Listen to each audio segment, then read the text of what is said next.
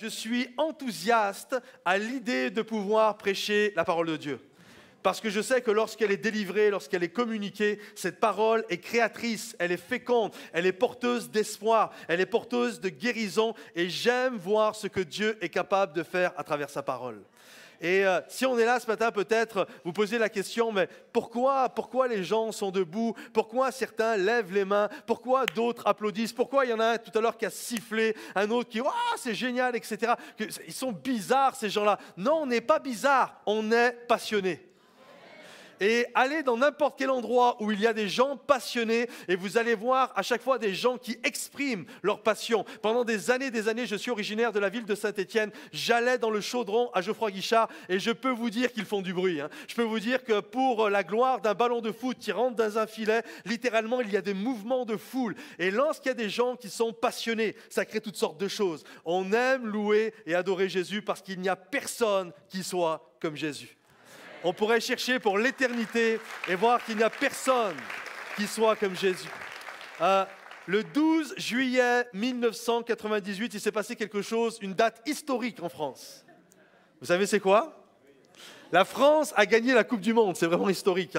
Et ce jour-là, ça a été particulier parce qu'un ami pasteur, prédicateur s'est retrouvé, il ne vient pas de France, il était d'ailleurs, et puis il s'est retrouvé en France, c'était les débuts où il venait en France, il ne connaissait pas trop la culture, la mentalité. Et lorsqu'il est rentré, il y avait un rassemblement de jeunesse, et lorsqu'il rentre, c'est le début de la réunion, la réunion va débuter dans 5-6 minutes, et là il s'assoit, il est sur le devant, et puis voilà, il observe, voilà, c'est un nouveau pays, c'est un nouvel endroit, donc il ne connaît pas trop. Et là, il voit des gens qui commencent, la réunion commence, et puis il voit des gens très stoïques, restent assis, il n'y a pas de ferveur, il n'y a pas d'applaudissements. La réunion commence, on est un tiers de l'église, et puis au fur et à mesure, les gens arrivent retardataires, et je ne suis pas en train de régler des trucs, mais en même temps recevez, et pas concernés, quoi. Il n'y a pas de... Ils arrivent comme ça, et puis... et là, il voit tout ça, et il se dit, tiens, c'est quand même bizarre, la louange, les gens pas très expressifs et tout. Bon, il prêche tout ce qu'il peut. Et lorsque la réunion se termine, du temps de midi, il mange avec d'autres leaders et puis il fait part de ça. Il dit, c'est normal, les gens, ça leur plaît pas trop. Il comprenait pas parce que c'est pas du tout comme ça dans son pays à lui. Et il comprenait pas trop pourquoi. Et là, les leaders commencent à lui expliquer, non, tu comprends, c'est la culture française. La culture française, on ne se lève pas, on n'applaudit pas, on n'exprime pas ses émotions. C'est très stoïque, la culture française. On n'aime pas trop taper des mains, bouger un petit peu, toutes ces choses-là. C'est pas trop notre truc, toutes ces choses-là. Il dit, ah ok, très bien. Et puis on lui explique, donc il reçoit les infos. Et le soir 12 juillet 1998, vu que c'est un grand rassemblement de jeunesse à un camp, qu'est-ce qu'ils font ? Les jeunes, ils veulent voir la Coupe du Monde, la finale, France-Brésil quand même. Et là, il y a grand écran géant et il montre le match de foot. J'aimerais vous dire qu'à ce jour-là, il y a eu 0 retardataire. 0 retardataire. Ils étaient en retard pour Jésus, mais pour Zinedine Zidane, ils étaient à l'heure. Comprenez-vous? Et lorsque le match a commencé, personne est assis sur sa chaise. Ou alors, si c'est assis, ça remue. Et dès que le ballon arrivait dans le camp des brésilien, hop, les gens se levaient comme ça. Et ils montraient toutes sortes d'actions, toutes sortes de manifestations. Et lorsqu'il y a eu le but, les mêmes le matin qui étaient stoïques, il ne faut pas se lever, il ne faut pas applaudir, il ne faut surtout pas bouger, surtout tu ne transpires pas ou tu fais rentrer la transpiration, toutes ces choses-là. Les mêmes sont debout sur leur chaise. Et 1, et 2, et 3, 0, et 1. Et là, ah ok, très bien, vous comprenez? Vous comprenez? Il y a une passion, on est tous des passionnés. On est tous des passionnés. La vraie question, c'est pas est-ce que tu es un passionné? La vraie question, c'est qu'est-ce qui te passionne? Et j'espère que vous êtes avec moi, et j'espère que vous êtes avec moi de tout cœur. Nous voulons être passionnés pour Jésus, parce que nous croyons que Jésus-Christ est au-dessus de Zinedine Zidane. Et que si on est capable de faire du bruit pour Zidane, on peut faire du bruit pour Jésus quand même. Alors c'est une vraie question. C'est une vraie question. Qu'est-ce qui te passionne? Qu'est-ce qui te passionne le plus? La Bible nous dit ceci, Matthieu chapitre 6, verset 21. Écoutez bien. Car là où est ton trésor, là aussi sera ton cœur. La plupart des chrétiens, lorsqu'ils citent ce verset, je me suis aperçu qu'ils se trompent. Ils inversent. Ils disent, là où sera ton cœur, là aussi il y aura ton trésor. C'est-à-dire que ce qui me touche émotionnellement, ce qui me passionne, alors je vais apporter mon trésor. Je vais faire un investissement dans ce qui me passionne. Sauf que Jésus arrive et dit, non, c'est pas vrai. Si vous pensez comme ça, vous pensez mal. En la réalité, ce qui te passionne, c'est là où tu t'investis. C'est là où tu mets ton trésor, là où tu mets ton trésor, là où il y a l'objectif de ta vie, là où il y a l'investissement, là où tu donnes tout, c'est là que tu vas être passionné. Comprenez-vous? Et la première question qu'on peut se poser, c'est pourquoi, premièrement, ce matin, c'est un point sous forme de question. En quoi plaçons-nous notre passion? Ce qui est important, écoutez bien, ce qui est important, ce n'est pas la passion elle-même. Ce qui est important, c'est l'objectif. C'est la chose dans laquelle nous plaçons, ou la personne dans laquelle nous plaçons notre confiance. C'est ça qui est important. Nous ne sommes pas appelés à suivre nos passions. Le problème, souvent, c'est que les gens suivent leur passion. Et tu comprends, moi je suis un passionné. Et on les voit, ils partent dans toutes sortes de trucs, à gauche, à droite, femme en femme, homme après homme. Un jour ils font ça, un jour ils font ça, un jour il y a telle doctrine, une autre doctrine. Et on les voit, c'est comme des girouettes, ils sont emportés à tout vent. Comprenez-vous? Parce qu'ils suivent leur passion. Or, la Bible veut nous inviter à réaliser, nous ne sommes pas appelés à suivre nos passions, mais nous sommes appelés à suivre un objectif dans la vie. Donc, la question c'est, quel est ton trésor? Quel est l'objectif de ta vie? Et en fonction du trésor, de l'objectif de ton investissement, si vraiment tu t'investis, automatiquement, il va y avoir une passion. Automatiquement, ton cœur va s'embraser. Comprenez-vous? Et parce que ton cœur va s'embraser pour la bonne chose. Ton cœur va littéralement avoir plein de désirs pour la bonne chose. On n'est pas appelé à suivre nos passions, mais on est appelé à suivre un objectif. J'aimerais vous donner cette image. Imaginez que le feu représente la passion. Okay? Donc j'allume, ça c'est la passion. Ça c'est l'objectif de ma vie. Donc lorsque le feu est mis sous un bon objectif, qu'est-ce qui se passe? D'un seul coup, la passion va brûler sur le bon objectif. Et ça crée quelque chose de bon. Ça crée quelque chose de... Il y a la passion, il y a le feu, et le feu embrase et consume quelque chose de bon. Le problème, bien souvent, c'est que nous prenons le feu de la passion, et au lieu de le mettre au bon endroit, qu'est-ce que nous faisons? Nous le mettons à des mauvais endroits. Imaginez que cette flamme, qui est bien, avec laquelle j'ai allumé la bougie, imaginez, je vous mets ça sur les cheveux. D'un seul coup, la flamme qui était sympa, elle est moins sympa. D'un seul coup, cette flamme qui était bien lorsqu'elle était placée au bon endroit, d'un seul coup, elle est placée au mauvais endroit et elle commence à faire des ravages. Elle commence à faire toutes sortes de problèmes. C'est exactement pareil pour toutes les choses qui sont dans nos vies. Que tu as un mariage, que ta flamme, que ta passion soit sur ton mariage. Quand ta flamme commence à être sur les autres femmes, il y a un problème. Vous comprenez? Et là, tu vas dire, ah, mais moi, je suis un passionné, tu comprends, j'ai besoin. Et puis tous les dictons où on va dire dans ce monde, tu comprends, parce que moi, je crois que la passion, il faut qu'il y en ait plusieurs, ceci, cela. Non, non, non. La réalité, si tu places ton trésor, ton investissement, ton cœur dans ton mariage, il va toujours y avoir la flamme. Tu n'es pas appelé à suivre la flamme, tu n'es pas appelé à suivre les passions, tu es appelé à suivre un objectif. Et parce que tu suis l'objectif, la flamme est sur le bon objectif et la flamme va toujours t'amener à aller de plus en plus loin. C'est pareil avec Dieu. J'ai un objectif, j'ai un appel pour le royaume de Dieu. Dieu m'invite à faire des choses dans ma vie, alors je m'investis, je donne mon trésor, je m'investis littéralement pour le royaume de Dieu. Et parce que je m'investis pour le royaume de Dieu, je suis embrasé pour le service.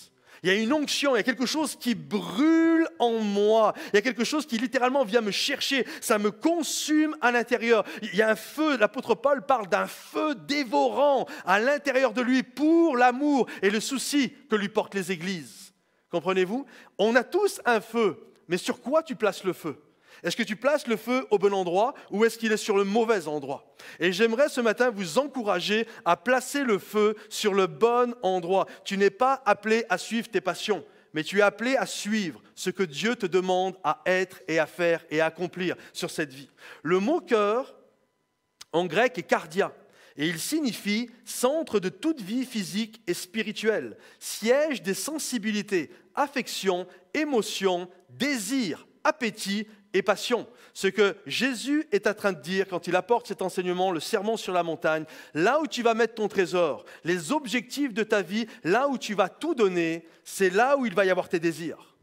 C'est là où il va y avoir ta passion. C'est là où littéralement il va y avoir quelque chose. Je vous donne un exemple très concret et très facile à comprendre. Imaginez que l'objectif de votre vie, c'est de faire de l'argent. Okay, c'est l'objectif de votre vie. Mon objectif, c'est de gagner beaucoup d'argent. Et là, vous avez un ami qui est dans la bourse et qui connaît toujours les bons coups. Quelqu'un de fiable, confiance, un homme que vous connaissez. Et là, il vient de voir en disant, écoute, en ce moment, il y a l'action Tataium, j'appelle ça comme ça, là, mais à l'action Tataium, Ixium, Superium, vraiment, si tu investis ton trésor, si tu as investi tes économies là-dedans, j'aimerais te dire, tu vas gagner beaucoup d'argent. Et là, alors que cette société, tu ne la connaissais absolument pas, elle ne te faisait pas vibrer. Mais vraiment pas, tu ne la connaissais même pas. D'un seul coup, tu vas prendre ton trésor, peut-être les 1 000 euros, 10 000, 100 000 euros que tu as de côté, tu vas prendre tout ton trésor et tu vas acheter des actions Tataium. Qu'est-ce qui va se passer ? D'un seul coup, tu vas être un fervent supporter de Tataium. Tu comprends ? Le matin, tu vas te lever, après avoir acheté tes actions, la première chose que tu vas faire, tu vas aller sur les forums internet, sur les sites de finances et tu vas regarder où est l'action Tataium. Et suivant où l'action Tataium est, suivant la courbe de croissance ou décroissance, ça va faire toutes sortes d'ascenseurs émotionnels en toi. Comprenez-vous ? Là où il y a ton trésor, il va y avoir ta passion. C'est tellement facile à comprendre. C'est là où je m'investis. Si je m'investis dans mon mariage, je m'investis pour la maison de Dieu, je m'investis pour ce qui est important pour Dieu, pour l'appel, pour la destinée. Si je m'investis littéralement, que ce soit financièrement, de mon temps, de tout ce que je fais, pour que vraiment ça soit bon et que Dieu bénisse, etc., parce que c'est ma passion, automatiquement, tu vas être enflammé. Donc si tu n'as plus de flamme pour ta femme, pour ton mari, si tu n'es pas passionné par la maison de Dieu, si tu n'es pas passionné pour ton appel, ça veut pas dire que tu n'es pas quelqu'un de passionné, ça veut dire que tu n'y as pas mis ton trésor. Parce que la Bible est claire, là où il va y avoir ton trésor, il va y avoir ta passion. Donc si tu n'es plus passionné par ta femme, j'aimerais te dire, travaille, mets tout ton trésor, paye-lui des restos, paye-lui les meilleurs des coiffeurs, les femmes vous dites amen, paye-lui les meilleures robes, paye-lui, va faire un footing avec elle, je sais pas, fais des trucs, etc. Et parce que tu vas t'y investir, je te le dis, parce que tu vas t'y investir, d'un seul coup la passion va revenir. Et pareil pour vos maris, comprenez-vous ? Et pareil pour la maison de Dieu. Donc, investis, mets ton trésor. La Bible dit, lorsque Jésus, on est d'accord pour dire que Jésus c'était quelqu'un de passionné. Regardez ce que Jésus a dit, parce qu'il était tellement passionné pour la maison de Dieu. Il va dire ceci, le zèle de ta maison, le zèle c'est quoi ? C'est la passion. Le zèle de ta maison me dévore. Juste pour vous expliquer, on sait que Jésus avait un objectif quand il est venu sur terre. C'était quoi l'objectif de Jésus ? C'était de nous sauver. L'objectif de Jésus, c'était de mourir sur la croix afin de prendre sur lui nos péchés, afin que nous puissions devenir de nouvelles créatures, que les choses anciennes passent. Et ça, c'est l'objectif de Jésus. Jésus est venu sur la terre pour nous réconcilier avec Dieu, pour que nous puissions être sauvés, pour que les gens qui ne connaissent pas Dieu puissent rencontrer Dieu. C'est ça son objectif. Et il est venu sur cette terre, et ça, c'est son objectif. Et son objectif produisait en lui de la passion. Et à un moment donné, Jésus arrive, c'est la semaine de Pâques, c'est le mois de Pâques, comme c'est également, appelé également la semaine de la Passion. Et là, lorsque Jésus arrive, la Bible nous dit que lorsqu'il rentre dans le temple, il va rentrer dans le temple et là, Jésus va se mettre en colère, un vrai passionné. Là, il va voir des marchands. Il va voir des gens qui vendent des animaux, toutes sortes de trucs, etc. Et la Bible nous dit qu'il va se mettre en colère. Il est tellement passionné, ça c'est vraiment l'œuvre d'un passionné, il est tellement passionné que la Bible nous dit qu'il va renverser les tables des marchands. Il va commencer à leur crier dessus, il va les chasser du temple. Et il dit ceci, le zèle de ta maison me dévore. Et il dit, écoutez bien, il dit, la Bible dit, c'est littéralement ce qu'il veut faire comprendre aux gens. Ma maison sera appelée une maison de prière pour, parce que nous on s'arrête juste là, hein, pour les nations. Et juste que vous compreniez le contexte, c'est juste normal qu'on vendait des animaux. C'était juste normal qu'il y avait des points de vente parce que des gens venaient au temple, et puis c'était comme ça à l'époque, on venait sacrifier, apporter un sacrifice au niveau des animaux. Donc c'était normal qu'il y avait des gens qui vendaient des animaux. Le seul problème, c'est que normalement, ils étaient à l'extérieur. Le seul problème, c'est que normalement, il y avait des emplacements prévus pour eux. Et dans le temple, il y avait une partie, c'était un culte donc, il y avait des parties pour le peuple de Dieu. Il y avait des parties pour les croyants, mais il y avait ce qu'on appelait, à l'intérieur, pour regarder ça, il y avait le parvis des gentils. C'est quoi le parvis des gentils? Le parvis des gentils, c'était, grosso modo, pour vous faire comprendre, c'était le parvis de ceux qui ne connaissent pas Dieu. C'était le parvis des nouveaux. C'était le parvis des inconvertis. C'était le lieu où ceux qui ne connaissent pas Dieu des autres nations venaient et ils tenaient et on leur apprenait à connaître Dieu. Et le peuple de Dieu, au lieu de réaliser l'importance, écoutez bien, au lieu de réaliser l'importance qui était une importance capitale pour Jésus, que les gens puissent rencontrer Dieu, au lieu de comprendre ça, littéralement, ils ont pris une place, la place qui était réservée pour les nouveaux, et ils ont mis leur table de vente à cet endroit-là. Et ce qui fait que les nouveaux n'avaient plus de place dans le culte.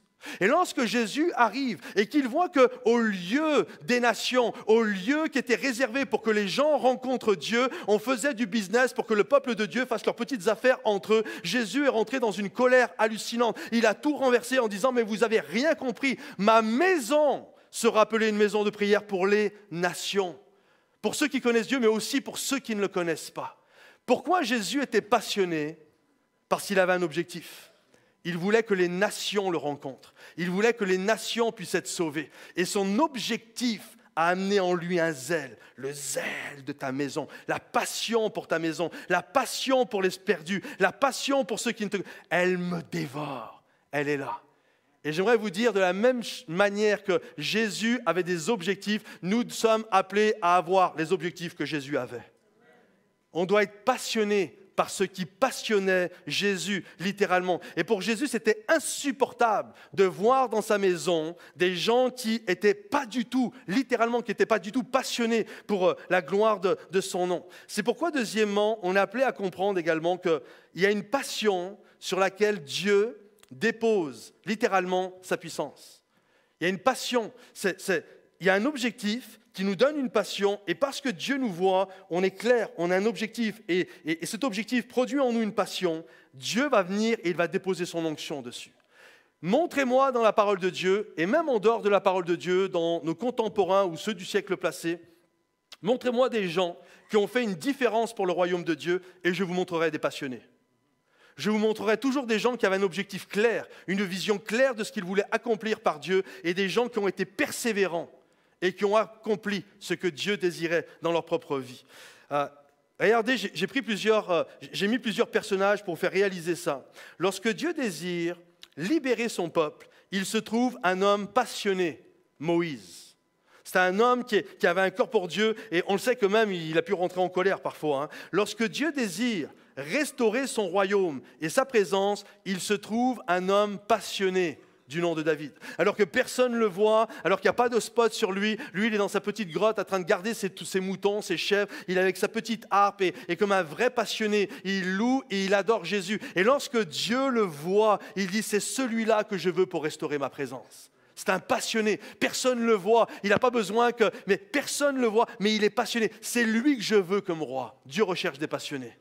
Dieu recherche des gens qui aiment sa présence, des gens qui se tiennent dans sa présence et des gens qui aiment et qui ont cette passion. Lorsque Dieu désire sauver un peuple, il se trouve une femme passionnée du nom de Esther.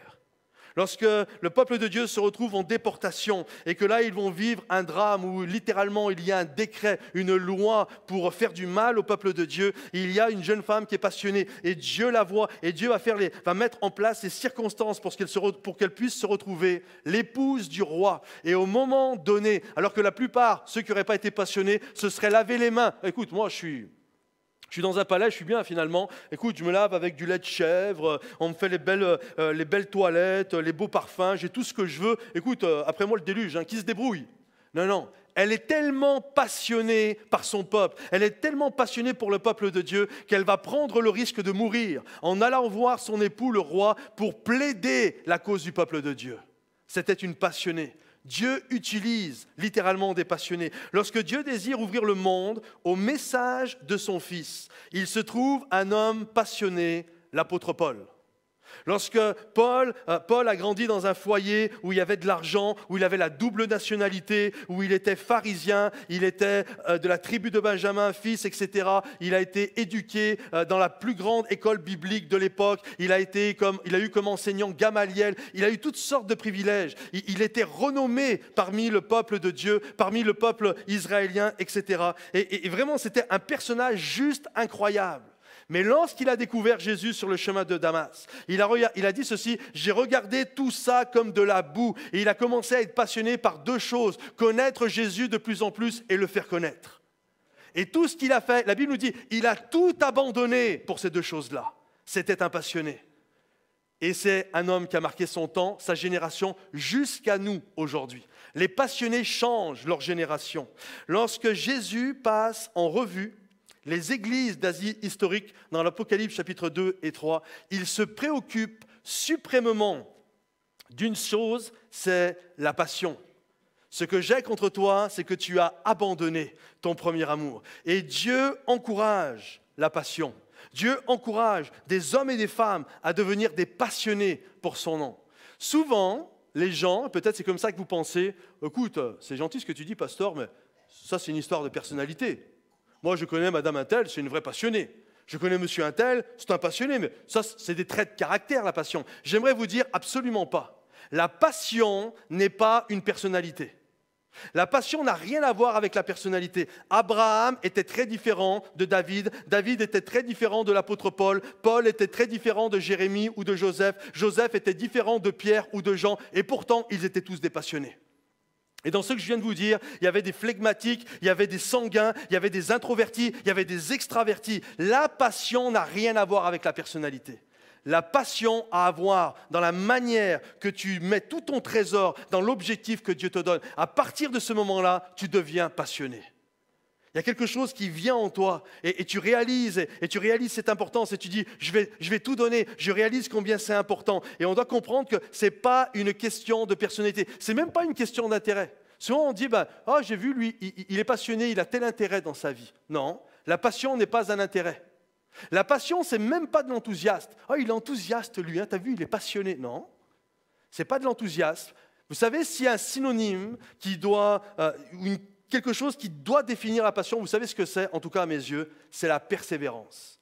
Comment on reconnaît un passionné? On le reconnaît à sa manière d'être persévérant. Tout peut être contre lui. Quand il est passionné, il continue de l'avant. Qu'on le mette sous les spots ou qu'il soit caché derrière un rideau, il va tout donner. Qu'on le paye ou qu'on ne le paye pas, il va tout donner. Qu'on l'applaudisse ou qu'on ne l'applaudisse pas, il va tout donner. Quelle que soit la situation, il va tout donner. Encore mieux, qu'il ait envie ou pas envie, il va tout donner quand même. Comprenez-vous? Il va tout donner. Comment moi je reconnais un passionné? C'est que quand même il n'a pas envie, il le fait quand même. Et là, tu te dis, le gars, c'est vraiment un passionné quand même. Je vous donne un exemple. L'exemple des exemples, c'est Jésus. La Bible nous dit qu'à un moment donné, Jésus se retrouve au jardin de Gethsémani. Jésus a un objectif, c'est la croix pour que les gens puissent être sauvés. Ça, c'est l'objectif. Et la passion l'anime pour que les gens soient sauvés. Et il arrive au jardin de Gethsémani. Et la Bible nous dit, alors qu'il est là, il est en train de prier. Littéralement, les autres sont plus loin, sont endormis. Et lui, il prie. Il dit, Seigneur, et on voit qu'il n'a pas envie. Il dit, Seigneur, s'il était possible que la coupe s'éloigne de moi, s'il était possible, et Jésus comprenait ce qu'elle arrivait, il savait qu'on allait lui cracher dessus, il savait la couronne d'épines, il savait qu'on allait le clouer sur la croix, il savait toutes ces choses-là. Il savait ce qui l'attendait, il voyait la croix qui se profilait à l'horizon et il n'a pas envie. Personne n'a envie de mourir sur une croix. Et Jésus n'avait pas envie, mais il est là et il réalise et il prie. Il va dire, Seigneur, c'est pas ma volonté, j'en ai pas envie, mais pas ma volonté, que ta volonté soit faite. Et alors qu'il n'avait pas envie, il était tellement passionné par toi et par moi qu'il a été jusqu'au bout. Ça, c'est de la passion. Et on peut l'applaudir parce que ça, c'est de la passion. Comprenez-vous ?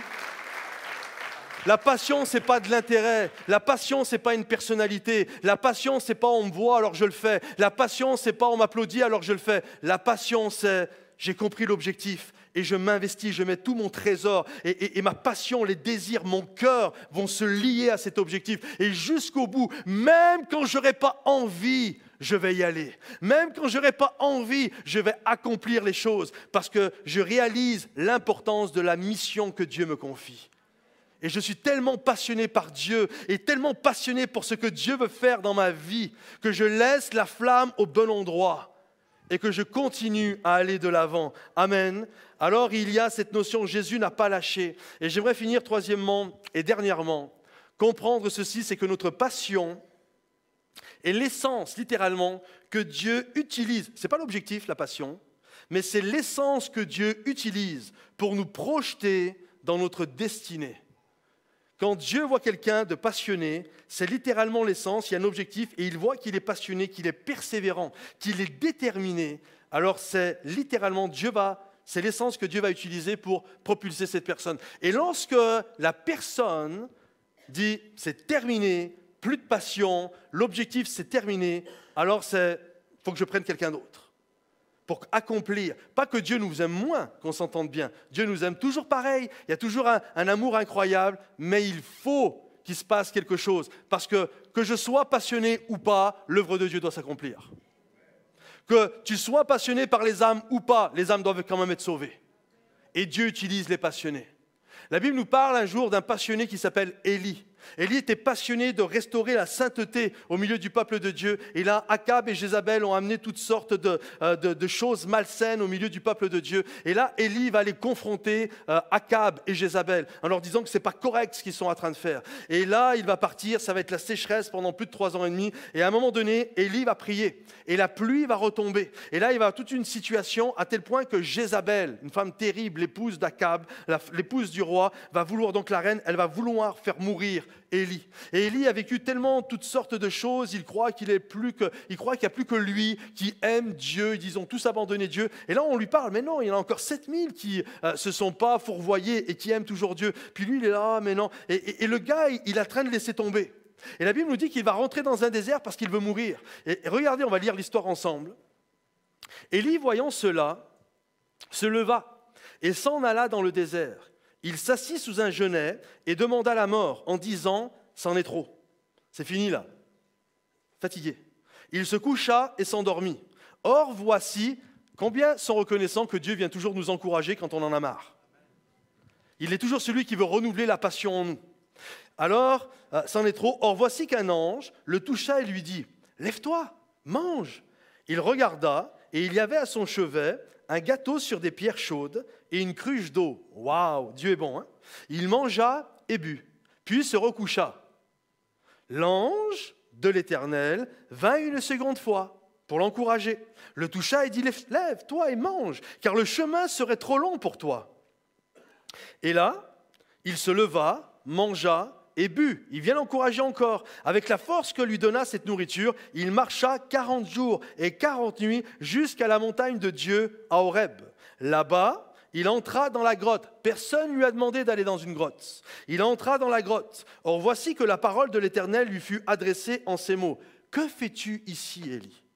Pourquoi tu vas de nouveau t'enfermer dans ta grotte ?» Il répondit, « J'ai déployé mon zèle pour l'Éternel, le Dieu des armées, car les Israélites ont abandonné ton alliance. Je suis resté moi seul. » Il recommence, « Je suis resté moi seul. » L'Éternel dit, « Sors-toi et tiens-toi sur la montagne. » Et voici que l'Éternel passa. Après le vent, le tremblement de terre et le feu, il y eut un son doux et subtil. On sait que Dieu, il n'était pas dans le vent, dans la tempête, mais il était dans le son doux et subtil. Quand Élie l'entendit, il s'enveloppa le visage de son manteau, il sortit et se tint à l'entrée de la grotte. Dieu lui dit de nouveau, « Que fais-tu ici, Élie ? Pourquoi t'es encore là, Élie ?» Et il va répondre la même chose. « J'ai déployé mon zèle pour l'Éternel, le Dieu des armées, car les Israélites ont abandonné ton alliance. Je suis resté moi seul. » L'Éternel lui dit, « Va, reprends ton chemin par le désert jusqu'à Damas. Quand tu seras arrivé, tu donneras l'onction à Élisée comme prophète à ta place. » Comprenez-vous ?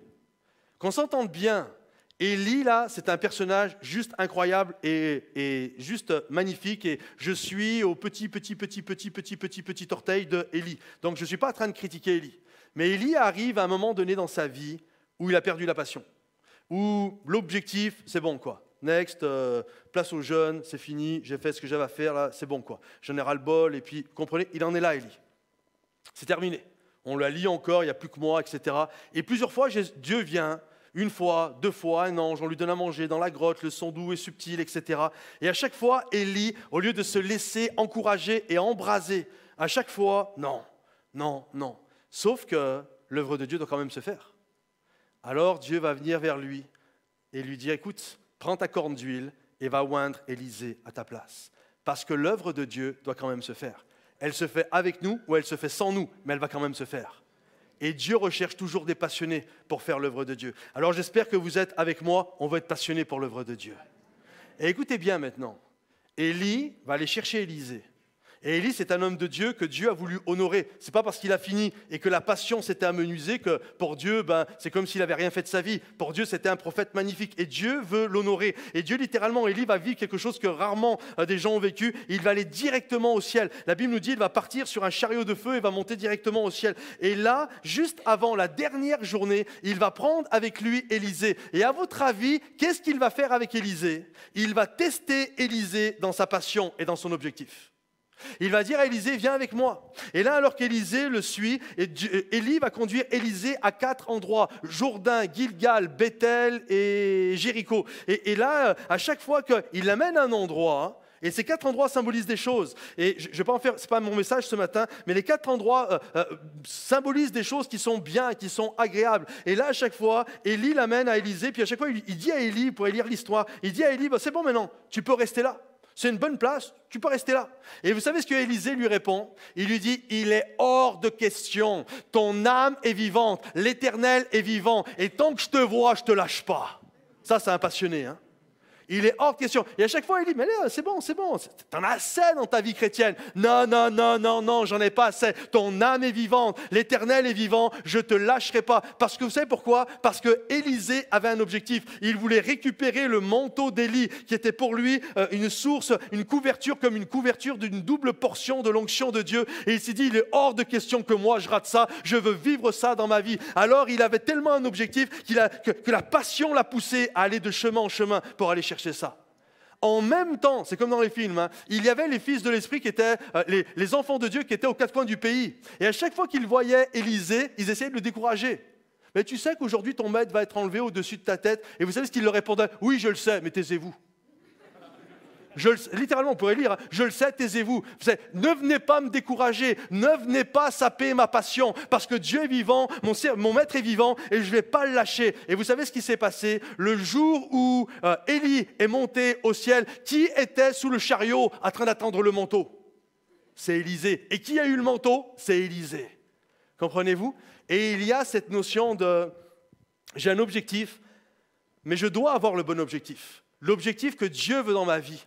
Et je vais y mettre mon trésor, je vais y mettre mon temps, je vais y mettre mon cœur et je vais recevoir l'onction, la passion que Dieu veut dans ma vie. Amen. J'aimerais juste finir, juste pour que nous puissions réaliser la notion d'avoir la passion au bon endroit. On sait que dans la Bible, s'il y en a un homme qui a symbolisé la passion, c'est David. David a été un passionné hors du commun. Comme je le disais tout à l'heure, alors que personne ne le voyait, lui, il était là avec sa petite harpe dans les prairies. C'était un ado, il louait, il adorait le Seigneur et vraiment, il aimait Dieu de tout son cœur. C'était un passionné. Il était passionné devant Goliath et comment ça, lui, il insulte le Dieu des armées. David était un passionné. David, sa flamme, littéralement la flamme de David, brûlait sous le bon objectif. Et puis à un moment donné, le temps va passer. Et David, qui était un passionné comme tout le monde, qu'est-ce qui s'est passé? Au lieu de laisser la flamme, sa flamme, la flamme de la passion, sous le bon objectif, a éteint cette flamme et il a commencé à allumer une autre flamme. Il a vu une femme qui n'était pas la sienne, qui était la femme d'un autre homme, et la Bible nous dit il a commencé à la désirer, le désir, la passion. Il a commencé à la regarder. Et vous savez ce qui est arrivé? Il va finir par coucher avec cette femme. Il va même faire mourir le mari de cette femme. Comprenez-vous? Tu peux être passionné, mais ta flamme, elle n'est pas au bon endroit. Et ce matin, j'aimerais t'appeler à réaliser qu'il faut ramener la flamme au bon endroit. Là, David, c'était une femme, mais ça peut être toutes sortes de choses. Mais tu dois ramener la flamme au bon endroit. Vous savez quelle est la première chose que David a fait lorsqu'il a réalisé l'erreur, lorsqu'il a été confronté dans son péché? La Bible nous dit qu'il s'est mis à pleurer amèrement. Amèrement. Il s'est repenti de son péché, d'avoir eu une passion qu'il n'aurait pas dû avoir. Et il a demandé à Dieu de ranimer la flamme de la passion. Mais la bonne passion au bon endroit. Ô Dieu, crée en moi un corps pur. Crée en moi un cœur pur, Seigneur. Crée en moi un esprit bien disposé. Ne me retire pas ton Esprit Saint. Mais Seigneur mon Dieu, je veux brûler d'amour pour toi.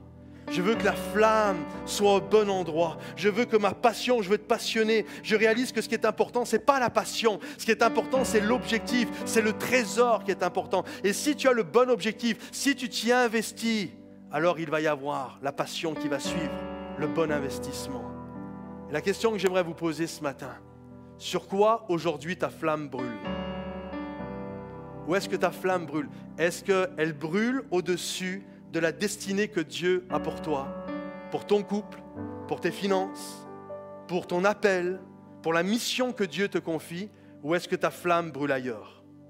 Parce que si ta flamme brûle ailleurs, il est temps de faire comme David, de dire Seigneur, je reviens dans tes plans, je me repens aujourd'hui et je te prie Seigneur mon Dieu, ne me retire pas ton esprit et que la flamme de ton onction continue de brûler sur moi dans les choses que tu as prévues pour ma vie.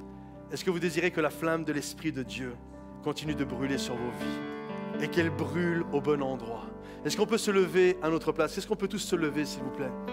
Juste là où vous êtes, commencez à vous lever. Est-ce qu'on peut étendre nos bras, nos mains devant le roi des rois? Juste là où tu es, commence à étendre tes mains. Juste commence à dire Seigneur, Seigneur mon Dieu, je prie aujourd'hui que tu me ravives, que tu ranimes le feu de la passion et que Seigneur mon Dieu, que tu me donnes le bon objectif Seigneur. Je ne veux pas que ma passion brûle ailleurs pour ce que tu as prévu pour moi. Je ne veux pas que la passion, que la flamme brûle Seigneur mon Dieu pour d'autres femmes qui ne sont pas la mienne. Que ma flamme brûle, que je mette mon argent sur des choses qui n'ont rien à voir avec ce que tu veux pour ma vie. Que ma flamme brûle Seigneur mon Dieu au-dessus de ce que tu as prévu pour moi. Je prie Seigneur mon Dieu pour un peuple passionné. Je prie pour un peuple, Seigneur mon Dieu, je prie pour moi le premier, Seigneur, mais pour des hommes et des femmes dans ce lieu qui vont faire brûler la passion au bon endroit. Je prie, Seigneur mon Dieu, que nous placions notre trésor dans ce qui est important pour toi. Seigneur mon Dieu, nous avons été importants pour toi. J'ai été important pour toi, Seigneur mon Dieu. Le zèle de ta maison t'a dévoré pour qu'un jour je puisse être sauvé, pour qu'un jour chaque personne dans ce lieu puisse être sauvée. Et je prie, Seigneur mon Dieu, que ta grâce se manifeste. Et je prie que tout à nouveau, chacun, nous puissions être passionnés, Seigneur mon Dieu, pour la gloire de ton nom. Alors que les têtes sont courbées, que les yeux sont fermés, j'aimerais faire un appel très simple ce matin. Si aujourd'hui tu réalises que tu as besoin d'avoir une passion renouvelée, mais encore plus qu'une passion renouvelée, d'avoir le bon objectif dans ta vie, que tu as besoin que Dieu te redonne le bon objectif, qui va ramener la bonne passion, la bonne flamme au bon endroit. Tu as besoin d'être renouvelé, ressuscité ce matin dans ta vie. La Bible nous dit que Dieu n'éteint pas le lumignon qui fume. Alors juste là où tu es, si tu as besoin que l'on prie pour toi, si tu as besoin d'être renouvelé et encouragé, juste là où tu es, je t'invite à lever la main à ta place, j'aimerais prier pour toi. Et des mains partout à travers ce lieu qui se lèvent. Alléluia. Encore d'autres mains qui se lèvent. Une fois que vous l'avez levée,